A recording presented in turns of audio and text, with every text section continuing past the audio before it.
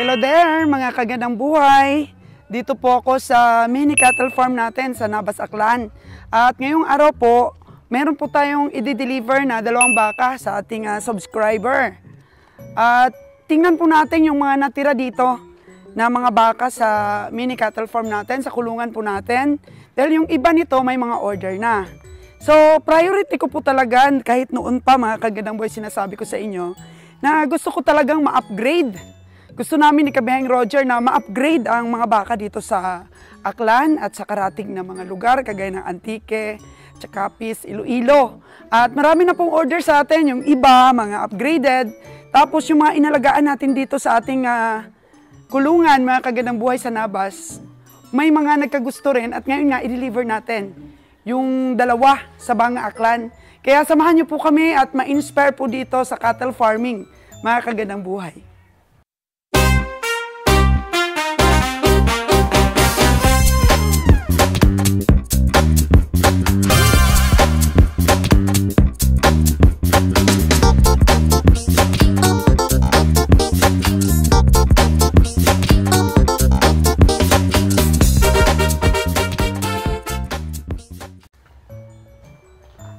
Ito po ang natira nating mga baka, mga kagandang buhay. Si Double Ear po, may mukhang i-deliver din natin sa Iloilo ito. Sa ating nurse po. Ayan. Napakaganda ni Double Ear. Parang may sugat na yung ano niya ron, no, sa tali. Nagkasugat na, Jo.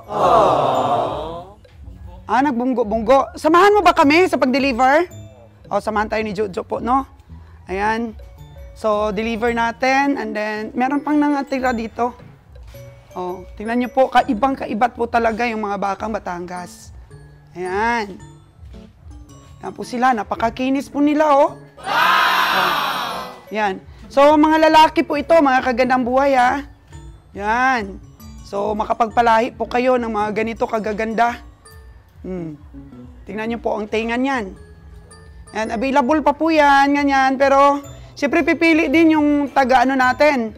Taga-Iloilo pa rin. Oo. You know? Jo, lumaki na sila, Jo. Ay, ito ba yung medyo payat?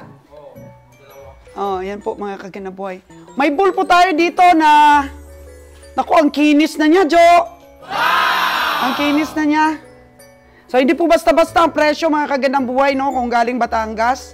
So, ito noon, nung bagong dating siya, nasa 80 to 85K po ito, nung bagong dating siya, pero mga 1 taon na rin siya. Mga 1 taon na ba sila dito, Ron? Wala pa. Ilang buwan pa lang? Kalahating taon na. Kalahating taon, mahigit na. So, 85K ito. Kasi pang-deliver sana ito doon sa Mindoro. 2 po itong in-order niyang bull na lalaki. Nag-change of mind po siya. Pinalitan po niya ng babae. Mga kaganaboy, kasi anhin naman daw niya yung 2 bull na. So, ayun, pinalitan. Tapos ito, nandito siya sa atin. Napakaganda po nito, napakaamo na. Mga kagandang buhay. Ito naman po si Red Sydney, mga kagandang. Ito na ba si Red Sydney? Napakalaki na ni Red Sydney, mga kagandang buhay. Malaking-malaki na po siya. Oo. So, namay na po ito ni Sir Avillana, mga kagandang buhay. So, di-deliver na natin si Red Sydney. I think ang presyo ni Red Sydney po, napakaganda niya. Galing po yan ng DA, ha, mga kagandang buhay. Nasa 55K lang ang presyo natin kay Red Sydney. Oo, pero kung bilhin mo po ito, ganito kaganda sa stockyard, siguro nasa 65 na po ito si Red Sydney. Malaki-malaki na po, napakagandang materialis. Pero bibigay po natin kay Sir Avillana. Actually, sa akin talaga sana ito, alagaan ko. Pero inawitan po talaga ni Sir Avillana ito na in love po siya. Nung nakaraang mga buwan, mukhang maliit pa ito. Kaganda po yung presyo na 55K nung maliit pa siya. Oo. Kaso lang nung nagkasakit ang mga baka sa Negros, nagbago po ang isip ni Sir Avillana. Sabi niya, alagaan mo muna, Kabeheng Roger. Alagaan mo muna. Ayun nga, ay lumaki na si Red Sydney ngayon na malaki na talaga. At saka mataba na siya, Jo. Marami na po ang aming nagastos na feeds dito, mga kagandang buhay. Napakaganda. Yan kasi po, di kalidad po ang mga pinipili ni Kabeheng Roger na dinideliver sa ating mga farmers. Yan. So ito, 85K dati ang presyo nito. Mga kagandang buhay, dapat nga i-partner ko ito kay Rose. Yung dineliver po natin sa Muging Banga. Pero hindi pa siya nagre-reach sa atin. Nagtanong lang siya ng presyo dati ni ano na to, ni Ball na to. Pero ito, napaka-bless niya pag kinuha niya ito. Siguro kung ibenta ko ito, mga kagandang buhay, makatulong lang sa farmers natin. Mga 95, ganyan lang po siguro. Kasi sa totoo lang, yung dalawang babae na i-deliver natin ngayon, ang presyo lang po na bigay natin ay nasa 65,000 lang sa farmer. 65,000 lang po yun, free deliver pa doon, kaya malapit lang naman, mga 1.5 oras. Oo. So, yung history po ng mga baka na to is napaka-wild po nila at maliliit pa talaga nung dumating dito sa atin. Ang presyo po nito sa farmers, doon pa lang po sa ang layo-layo is 35K na yung kuha namin. And then may mga binigay pa kaming mga ano doon, mga sa ahinti ba? Mga ano nila, porsyento nila sa mga ahinte. Tapos nag-arkila pa kami ng sasakyan papunta po ng Batangas. Tapos kinumply namin lahat ng mga kakailanganin po ng mga ano ba? Tawag dito, mga injection nila, mga bakuna nila. So laki ng gastos, no? Mga 7 months na daw sabi ni Ron ito sa atin. Tapos namatayan pa kami na isa na ang puhunan nun ay 65,000. Kagaya po ng puhunan doon sa kulay puti na yon, napakaganda po yung pinagkunan natin sa kanila na cattle farm, mga kagandang buhay. 65K doon pa lang po. Tapos nagbigay pa kami ng mga porsyento ng mga ahinti. Tapos nag-arkila pa kami sa sakyan to Batangas. Inalagaan pa namin doon. Nakawala pa yung mga baka na to. Oh, no. Grabe yung binigyan natin ng ng mga sweldo, mga kagandang buhay. Sa tutuusin lang, lugi po kami dito sa mga baka na to. Dahil in 7 months, naku, ang dami pong feeds ang nagastos namin dito. Pero dahil nga po ang namin, legacy, mga kagandang buhay na makatulong sa mga farmers, affordable lang po yung presyo na binigay ni Kabeng Roger. Kasi ito, pag binili mo na po ito, ganito kalaki po. Doon pa lang po sa Luzon, siguro mga ganyang mga nasa 90K na rin po. Ganito kaganda. Pero dito na po ito. Actually po, yung baka na to, na i-deliver natin sa Banga is, na natin ito, na transaksyon na dati po sa taga Negros. Pero nag-busy po sila ngayon dahil tumatakbo po ng congressman. At saka silang magkapatid ay tumatakbo din ng board member, yung kapatid niya. So, actually, kahit anong oras, pwede naming i-deliver dun sa kanya. Pero mga kagandang buhay, marami pa namang baka. So, pwede pa naman kaming bumili sa Luzon talaga, yung mga maaamo na kaagad para po sa kanila. Dahil medyo busy pa po sila ngayon at medyo natutuwa rin po ako, mga kagandang buhay, na nag-interest or may nag-interest na mag-cow farming or cattle farming dito po sa Banga. At yun, nag-decision po ako na sa kanya lang ibigay ito. Sa totoo lang, napaka-bless niya dito, mga kagandang buhay. Napaka-bless po ng ating farmers na ibigay ito kasi affordable po ang price na binigay natin. Ang isa pong babae, medyo malaki-laki, maliit lang po ng konti yung isa. So mamaya, i-feature ko sa inyo yung pagbaba natin sa kanila, mga kagandang buhay. Ang dami pong mga upgraded na mga baka ang pinipili namin ni Kabeng Roger sa mga paradahan po na pinupuntahan namin. Actually, yung mga farmers na magaganda yung mga baka nila, hindi nila binibenta yan. Inalagaan ng nila. That's why po na pagka pumunta po kami sa stockyard, mukhang mga hindi magaganda. Yung mga nakikita namin doon. So, napaka-bless po natin kung may makita tayong mga upgraded na or nadidiskartihan natin yung farmers na ibenta na lang para po makatulong din sa iba na ma-upgrade yung mga baka nila. Magpapatuloy po kami ni Kabeng Roger, mga kagandang buhay, sa amin pong legacy na to na kahit papano makatulong sa ating mga farmers. Siguro, dahil medyo may mga priority po kami, no, dahil wala po kaming puhunan na malaki, pagka may umorder naman po sa atin na bakang Batangas, pwede pa rin po nating ma-accommodate yon. Pero hindi na po kagaya dito na inaalagaan pa po namin ng matagal, pinapalaki pa namin, pinapaamo pa namin yung baka. Lugi po talaga mga kagandang buhay kung sino po ang gustong magnegosyo ng ganito, no, na malay mo bandang ilang araw, mga kagandang buhay, may gumaya rin sa amin na bumili ng mga baka doon sa Batangas or hindi sa Batangas kasi mga kagandang buhay. Tingnan ninyo yung history ng mga baka na to. Ang layo po ng pinagkuna namin ito. Yung mga bagong walay talaga, ang liliit pa nila. Nasa 35 ang presyo na. Doon pa lang mga kagandang buhay. Tapos tatransport mo pa, napakahirap. Buti na lang, may tumulong din po sa amin na isang subscriber para yung truck niya makarga natin. Nag-charge po kami nito. Tapos mga ano pa, mga kagastusan pa namin doon. Siyempre, oo, ilang bisis pa kami bumalik doon eh. Tapos mga comply pa natin yung mga injection nila, mga bakuna. So meron na rin pong mga mga mabibili tayo na nakaparada na kompleto na lahat ang papilis, ganyan. Huwag niyo po kaming gayahin dahil inalagaan pa namin ng almost mahigit na yata 7 months mga kagandang buhay yung pag-alaga namin dito. Napakalaki na po ng gastos namin, yung feeds namin everyday. Dahil hindi naman po pwedeng hindi feeds. Tapos naggagas pa po kami para makahanap ng mga pakain. Ayun po yung napier namin, oh. Oh, naabuno mo na yan, Jo?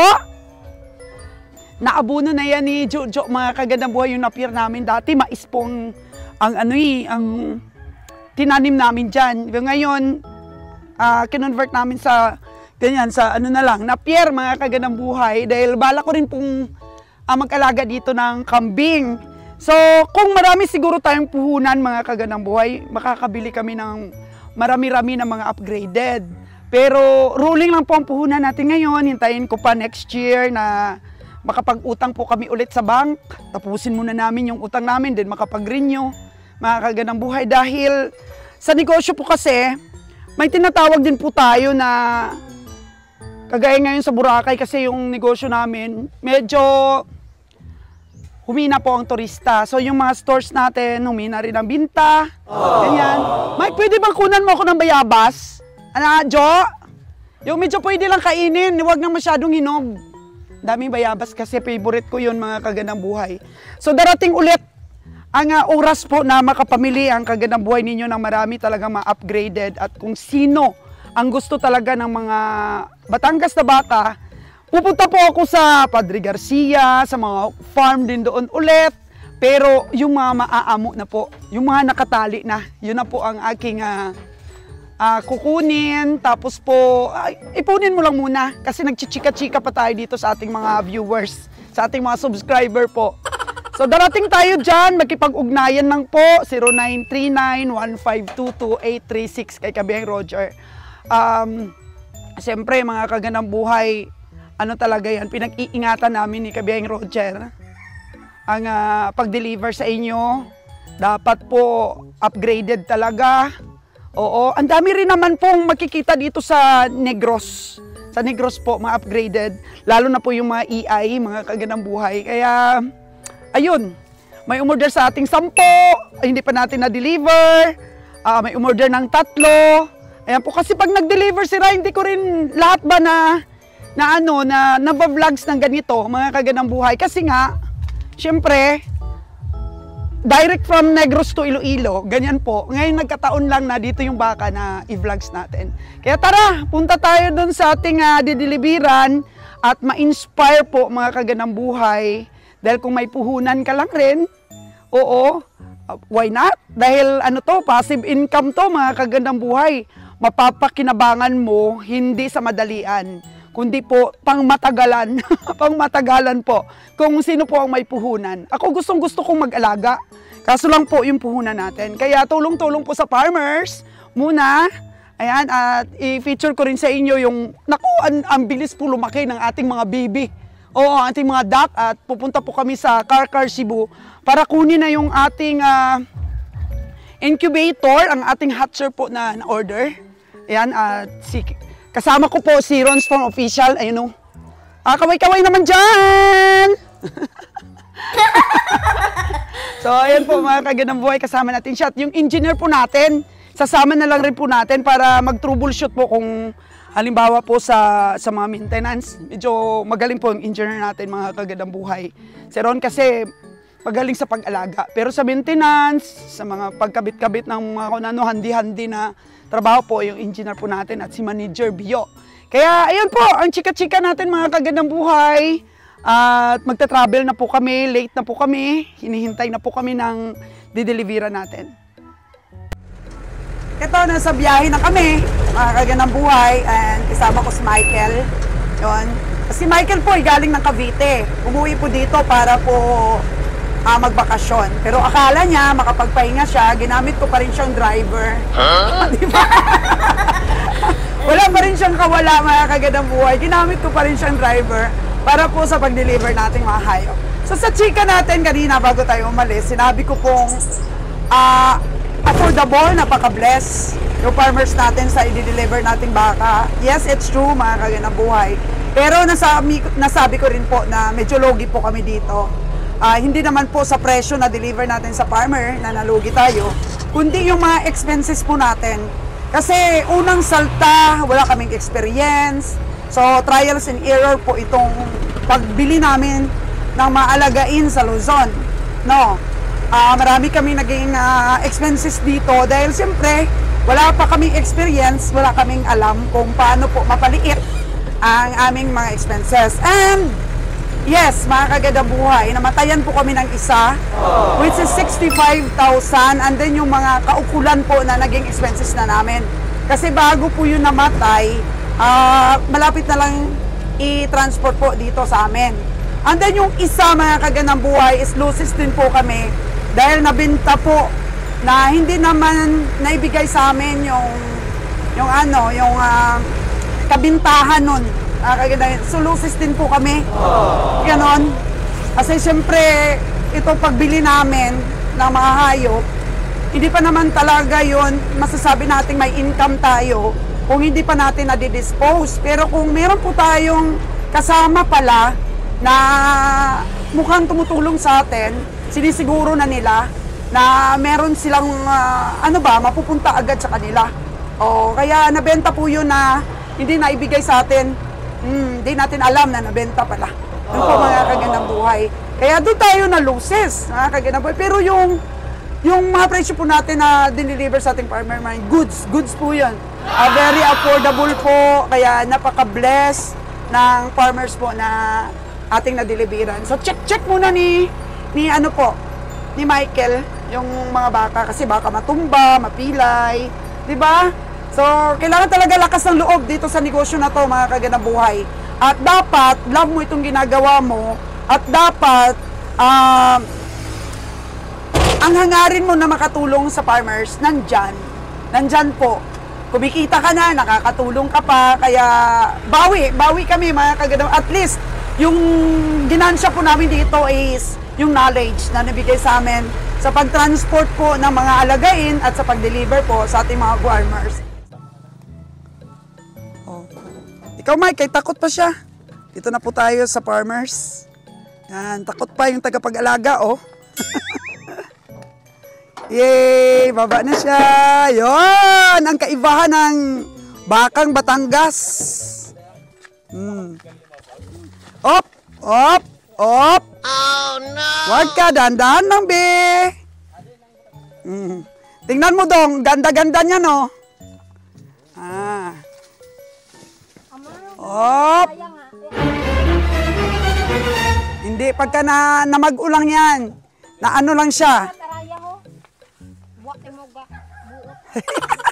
Magabulan po muna sila. Ito po, may nabili po sila dito, upgraded din. Meron din po kasing EI dito sa Banga. So upgraded, 7 months old, 35,000 po ang bili. Sabi ko, napakaganda na. Kulang lang po sa purga talaga ito. Matikas po siya, Pero ang sabi ng farmer, hindi daw niya pakakastahan dito ang ating mga baka na babae. So EI po ang gagamitin. Napakaganda ng toro na natira doon. Tamang-tama talaga pag naglandi yung yung mga babae na yan. Ito pa, may natira pa. Yung isa. Oh, wala na pong chinila si Michael dahil naghabol po siya sa isang baka kanina. Oh, no! O, baba na!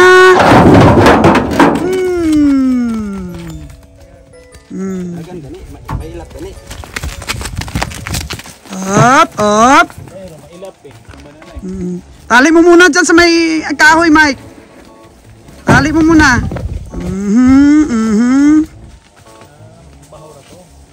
Okay.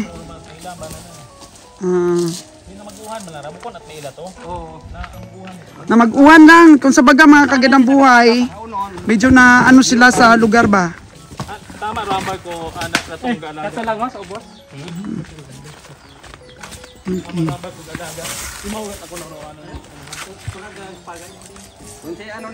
Sabi. Oh. Okay. Hu!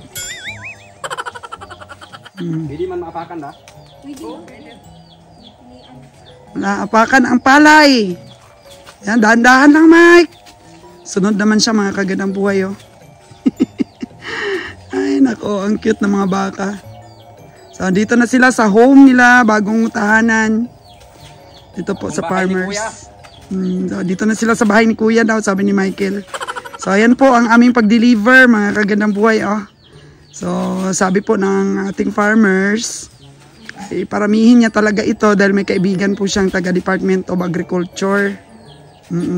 Mamaya, tanungin natin siya kung pwede natin makuha ba yung number ng taga DA para po sa artificial insemination, para kung may bibili pa ulit sa atin dito sa Banga area, at least alam nila na meron palang nag-EEI din dito. And then mamaya sabi niya pupunta dito yung yung taga Department of Agriculture para turukan po ito ng o painumin, iwan ko lang kung turok o painumin ng purga, tsaka may mga vitamins din daw. Ganda din ito mga kagandang buhay, oh. Ang ganda din ito kapag ka napakinis ang balat. Nami man dong, imaw dong. Nami man, oh, matikas man, laking Brahman din. Wow! Ganda. Upgraded po mga kagandang buhay.